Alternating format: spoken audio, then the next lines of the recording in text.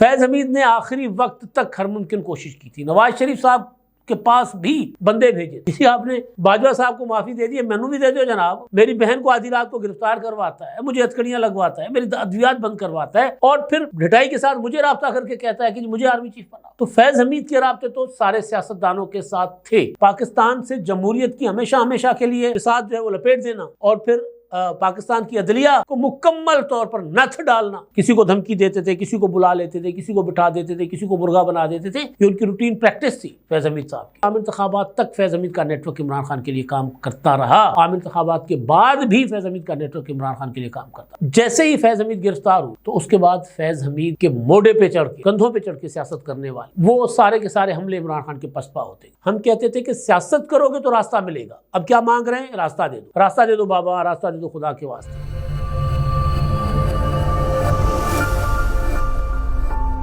मैं इमदाद उमर। फैज़ हमीद के मुतालिक फौज के नए ऐलान के बाद तहरीक इंसाफ ने घुटने टेक दिए हैं। एक बार फिर तहरीक इंसाफ मुज़ाकरात के लिए तरले मिन्नत कर रही है और पार्लियामेंट का इजलास बुलाकर 9 मई के मामले पर माफ़ी तलाफ़ी की दरख्वास्त पीटीआई की तरफ से बाज़ाब्ता तौर पर आ गई है और कह दिया गया है कि अब 9 मई के ऊपर धूल चढ़ा दी जाए और मामलात को आगे बढ़ने दिया जाए। आज एक बड़ी खबर आई है और वो है फैज़ हमीद के नेटवर्क के मुतालिक। कहा जा रहा है कि फैज़ हमीद के नेटवर्क से जुड़े 50 सियासतदानों के खिलाफ भी तहकीकात और तफ्तीश हो रही हैं और राब्ते साबित हो गए हैं फैज़ हमीद के 50 सियासतदानों के साथ। तो फैज़ हमीद के राब्ते तो बहरहाल हर तरफ थे, यहाँ तक कि साबिक सदर आसिफ जरदारी साहब ने एक वक्त पर हमें बताया था कि जनरल फैज़ हमीद उनके एक मुश्तरका दोस्त के ज़रिए उनको तरले मिन्नत कर रहे थे, पैगामात भिजवा रहे थे कि आप मुझे आर्मी चीफ बनवाएं, मैं आपका अच्छा बच्चा बन के रहूँगा। ये बात तब आसिफ जरदारी साहब ने हमें बताई थी। मैं था, इमरान शफकत साहब थे, वजाद मसूद साहब थे, हमारी एक तवील मुलाकात हुई थी और उसमें उन्होंने बताया था कि फैज़ हमीद ने एक पैगाम भेजा है कि जी मुझे आप आर्मी चीफ बनाएं। और उस वक्त ये पैगाम भेजा था जब ये कन्फर्म हो चुका हुआ था कि जनरल आसिम मुनीर को आर्मी चीफ बनाया जा रहा है। मैंने जनरल आसिम मुनीर के आर्मी चीफ बनने से पहले लंदन में मेरे एक ज़ाती दोस्त महेश कुमार साहब की जो मुलाकात हुई थी मियां नवाज शरीफ साहब के साथ, और उस मुलाकात में महेश कुमार साहब क्योंकि जर्नलिस्ट हैं, उन्होंने फोला फोली की थी अच्छी खासी। नवाज शरीफ साहब के साथ गुफ्तगू की, फिर वहाँ जो जितने लोग थे और ख़ास तौर पर नवाज शरीफ साहब के जो नवासे थे और पोते थे उनके साथ भी उन्होंने गुफ्तगू की थी और वो सारे मामलात में बहुत करीब रहते हैं नवाज शरीफ साहब के। तो बहरहाल वहाँ से महेश कुमार साहब को बता दिया गया था कि जो सीनियर मोस्ट हैं वही आर्मी चीफ बनेंगे। तो उस वक्त सीनियर मोस्ट आसिम मुनीर साहब थे और आसिम मुनीर साहब ही आर्मी चीफ बने। और मैंने वो व्लॉग आसिम मुनीर के तकर्रुर से कोई 2-2.5 माह पहले कर दिया हुआ था और वो व्लॉग आज भी मेरी अपना ट्विटर यूट्यूब पर आज भी मेरा पड़ा हुआ है व्लॉग। तो वो महेश कुमार साहब की खबर थी, जाहिर है मैंने तो सिर्फ महेश कुमार का हवाला देकर आपको बता दिया था। तो उस वक्त आसिफ जरदारी साहब को फैज़ हमीद ने रब्ता किया था कि जी मुझे आर्मी चीफ बनाओ। फैज़ हमीद ने आखिरी वक्त तक हर मुमकिन कोशिश की थी। नवाज शरीफ साहब के पास भी बंदे भेजे थे।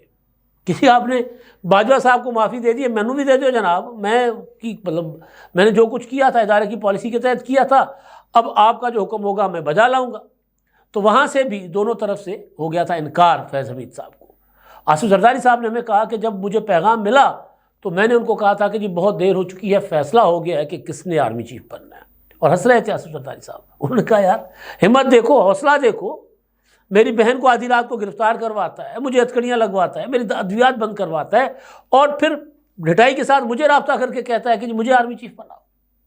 तो फैज़ हमीद के राब्ते तो सारे सियासतदानों के साथ थे, लेकिन ये राब्ते वो नहीं हैं जिनका इंकशाफ हो रहा है। ये राब्ते हैं साजिश, सिस्टम के खिलाफ साजिश करने के राब्ते। कल परसों हम एक जगह बैठे हुए थे तो एक दोस्त ने एक बात की और वो ये थी, किसी बड़े सियासतदान के पास बैठे हुए थे जो सारे सिस्टम में जितना कुछ तहरीक अदम एतमाद और उसके आगे पीछे जो चीज़ें होती रही हैं और अब तक जो हो रही हैं उसमें वो बहुत क्लोजली इन है, फैसला साजी में शामिल है। उनके पास हम बैठे हुए थे तो एक दोस्त ने बात की कि जी अगर आप लोग इमरान खान को तहरीक अदम एतमाद के ज़रिए ना हटाते तो वो तो अपनी पॉपुलरिटी जो है खोज रहे थे और फिर अगर आगे चल के इमरान खान साहब अपना 2023 तक जो शेड्यूल इंतखाबात थे 5 साल की मुद्दत पूरी करते और इंतखाबात होते तो उसके बाद इमरान खान साहब तो टक्के टोकरी हो चुके थे। तो फिर उन सियासतदान ने उनको वही बताई, जो साजिश थी इमरान खान की और फैज़ हमीद की, वो उन्होंने उनके सामने रख दी थी। उन्होंने कहा था कि बात यह है कि मसला ये नहीं था इमरान खान की पॉपुलैरिटी का या गैर मकबूलियत का, मसला था कि इमरान खान का और फैज़ हमीद का असल मंसूबा क्या था, साजिश क्या थी। वो साजिश ये थी कि इमरान खान साहब ने जनरल कमर जावेद बाजवा को अर्ली, या जो दूसरी एक्सटेंशन थी उसकी मुद्दत पूरी होने से, यानी नवंबर 2023 से पहले से किक मार देनी थी, रिटायर कर देना था। और उन्होंने जनरल फैज़ हमीद को बना देना था आर्मी चीफ, ऊपर उमर बंदयाल साहब बैठे हुए थे। और इन्होंने मिलकर एक ऐसे इंतखाबात, पहले तो पूरी की पूरी पॉलिटिकल लीडरशिप को डालना था जेलों में, और इस बार जेलों में रखकर उनको जिंदा नहीं छोड़ना था। इस बार बहुत ज़्यादा आगे जाना था इमरान खान साहब ने। उससे पहले तो नवाज शरीफ भी जेल में, आसिफ जरदारी भी जेल में, फरियाल तालपुर भी जेल में, मरीम नवाज भी जेल में, खुर्शीद शाह भी जेल में, एहसन इकबाल भी जेल में, ख्वाजा आसिफ भी जेल में, सारी की सारी अपोजिशन जेलों में थी। शहबाज शरीफ साहब भी, हमजा शहबाज भी, ख्वाजा साहब भी, सब जेलों में थे। लेकिन अब क्या मंसूबा ये था कि इंतखाबात से पहले पूरी की पूरी अपोजिशन को करेंगे अंदर, जनरल फैज़ हमीद को आर्मी चीफ बना के, और अंदर भी ऐसा करेंगे कि वो बाहर ना आ सके जिंदा, ऐसा बंदोबस्त करेंगे।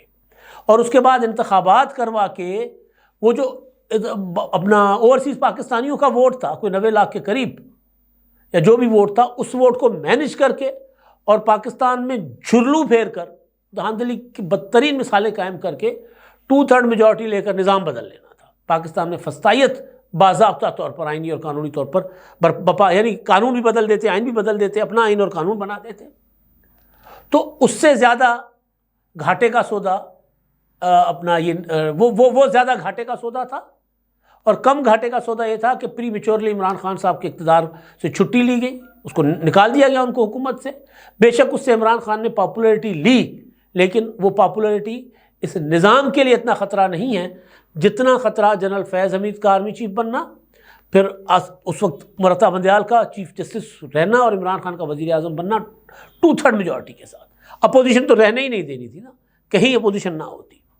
तो फिर वो दोस्त, खैर अपना आर्गूमेंट तो जो जर्नलिस्ट दोस्त थे अपना उन्होंने रखा था, लेकिन ये वो बात है जो हम मुसलसल आपके सामने रखते आए हैं कि तहरीक अदम एतमाद क्यों लाई गई थी, क्या ख़तरात। ये मैं आपको शुरू से बताता आ रहा हूँ कि ओरिजिनल प्लान क्या था। सदारती निज़ाम नाफिज करना, 1 man rule, 1 party rule, Pakistan से जमहूरियत की हमेशा हमेशा के लिए लपेट, बिसात जो है वो लपेट देना, और फिर पाकिस्तान की अदलिया को मुकम्मल तौर पर नथ डालना। अभी भी पाकिस्तान की अदलिया के मुतालिक तरह तरह के सवालात हो रहे हैं, लेकिन बहरहाल उस तरह सूरत हाल नहीं है। आज भी इमरान खान साहब के ख़िलाफ़ तौहीन अदालत की दरख्वास्त पर आइनी अदालत, आइनी बेंच जो है वो हुकूमत को कहती है कि देखिए, अगर आप लोग इनके खिलाफ तौहीन अदालत की कार्रवाई करेंगे तो भाई साहब आपको इमरान खान को पेश करना होगा। आज भी एक दिन तहरीक इंसाफ के लोग गिरफ्तार होते हैं, अगले दिन उनकी ज़मानत हो जाती है और हुकूमत रिहा करने पर मजबूर हो जाती है। जो नहीं लोग अच्छे लगते या जो प्रोपेगेंडा करते हैं और जेन्युइनली जो झूठ बोलकर अपना फेक न्यूज़ फैलाकर मुल्क में इंतशार पैदा करने की कोशिश करते हैं, वो व्लॉगर हो, यूट्यूबर हो, वो पीटीआई के लोग हो, उनको रियासती इदारे जायज़ तौर पर गिरफ्तार करते हैं, अदालतें उनको रिहा कर देती हैं।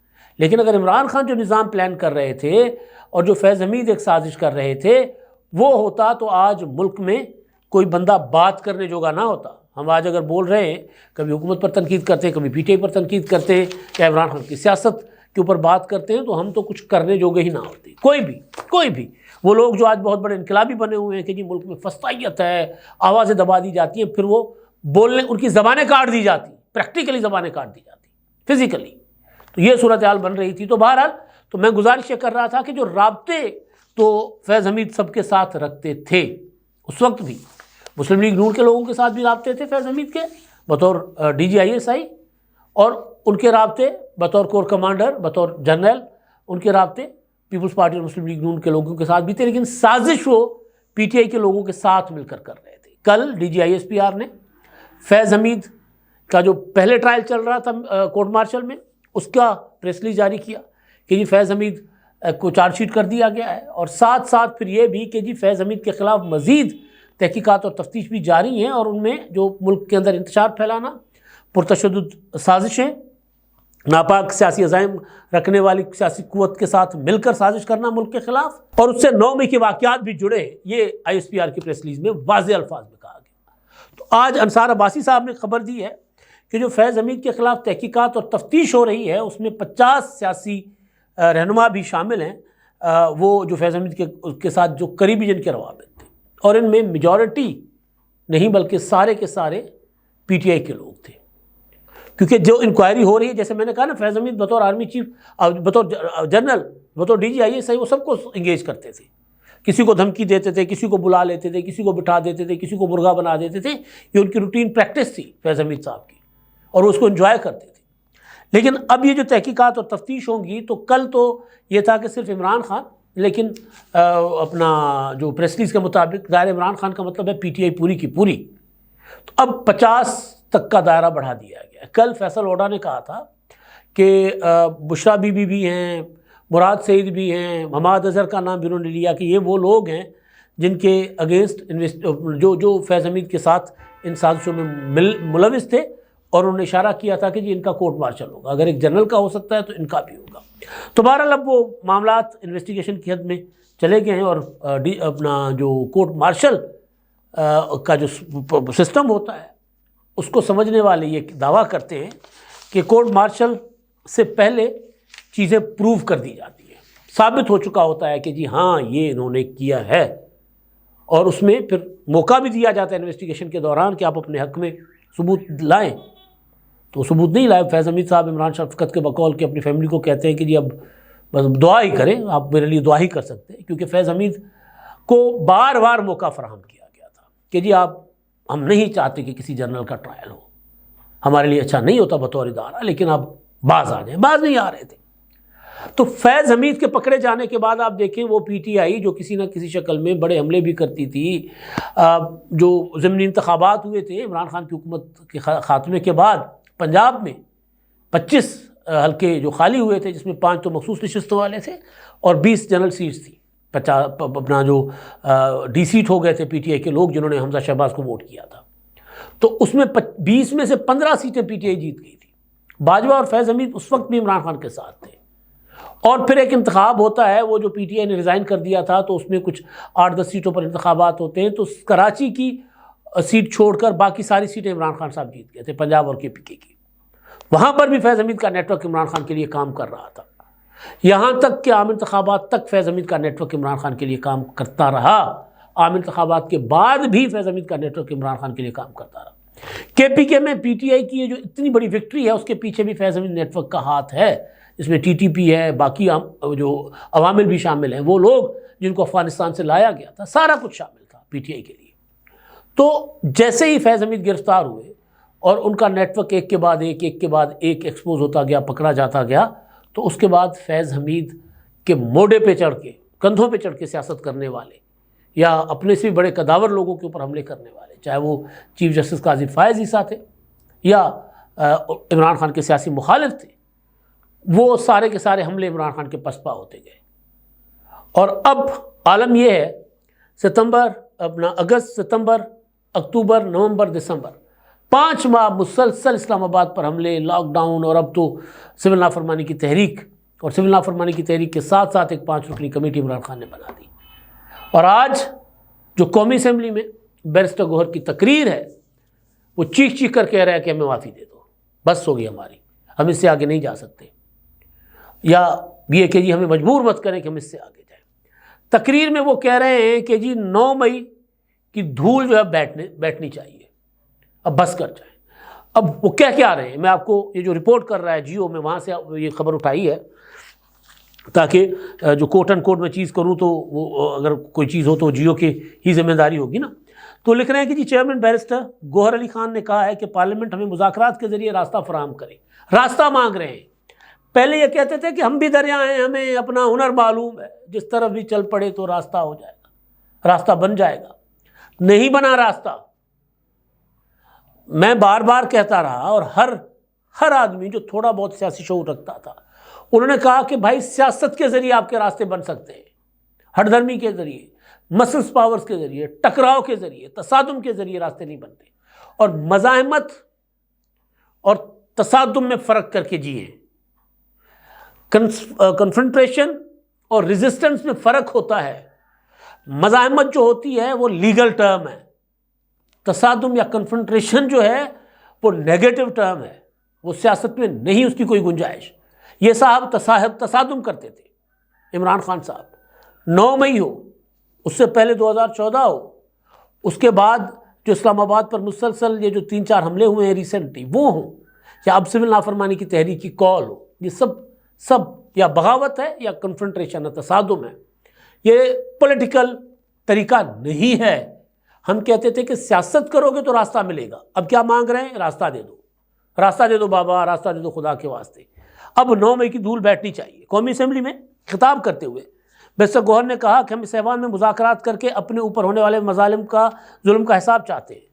हम इस ऐवान से मुज़ाकरात के ज़रिए रास्ता चाहते हैं। हमने मुज़ाकरात के लिए कमेटी बनाई है, उसे कमज़ोरी ना समझा जाए। कमज़ोरी है जनाब, हम समझ रहे हैं आप कमज़ोरी है, आपके कहने से कोई फ़र्क नहीं पड़ता। आप हवा के घोड़े पर सवार थे, आप सरकश थे, आपको लगता था कि आप इस निज़ाम को लपेट देंगे, आपको लगता था कि आप रियासत से ज़्यादा ताकतवर हैं। रियासत को ताकतवर तब होना चाहिए जब कोई रियासत के से तसादुम में आए, अदरवाइज रियासत से नाजुक और नफीस किसी को नहीं होना चाहिए। नरम मिजाज और नरम दिल, मोहब्बत रखने वाला दिल। वो जो एजाज हसन ने कहा था कि रियासत होगी माँ के जैसी, तो रियासत को माँ के जैसा होना चाहिए। और अगर बच्चे अथरे हो जाएं तो फिर रियासत बेरहम भी हो जाती है, बाप की तरह, बेरहम बाप की तरह। फिर रियासत डंडा भी उठा लेती है, वो डंडा लीगल होता है। तो कहा हमने कि आप सियासी तरीका अख्तियार करें, मुज़ाकरात करें। अब एक तरफ सिविल नाफरमानी की तहरीक, इस्लामाबाद पर मुसलसल हमले, लश्कर कशी, पसपाई, और उसके बाद सिविल नाफरमानी की तहरीक के ऐलान के साथ 5 रुकनी कमेटी। और अब कह रहे हैं हमारे बैरिस्टर गौहर साहब कि हम मुज़ाकरात के ज़रिए रास्ता चाहते हैं। हमने मुज़ाकरात के लिए कमेटी बना दी है, इसे हमारी कमज़ोरी ना समझा जाए। अगर हमें मुज़ाकरात का रास्ता ना दिया गया तो फिर सड़कों पर आएंगे। अजीब अदा है ना ये, कि भाई आप सड़कों पर आने के बाद मुज़ाकरात की बात कर रहे हैं। आपने सड़कें आजमा ली हैं, कौन सी सड़क है जो आपने नहीं आजमाई? खैबर पख्तूनख्वा को आपने तबाह बर्बाद करके रख दिया। वहाँ किसी शहर में अमन नाम की चीज़ नहीं है। वहाँ शाम को लोग नहीं घरों से निकल सकते। वहाँ मुसल्ला जत्थे सरेआम फिर रहे हैं। वहाँ पर रोज़ाना हमारे सिक्योरिटी फोर्सेस के जवान शहीद हो रहे हैं, या रोज़ाना ऑपरेशन हो रहे हैं, और सिक्योरिटी फोर्सेस के जवान जो हैं वो दहशतगर्दों को, ख़वारिज को का सफाया करने की कोशिश कर रहे हैं। आपने पूरे के पूरे वसाइल इस्लामाबाद पर को फतेह करने के लिए इस्तेमाल किए।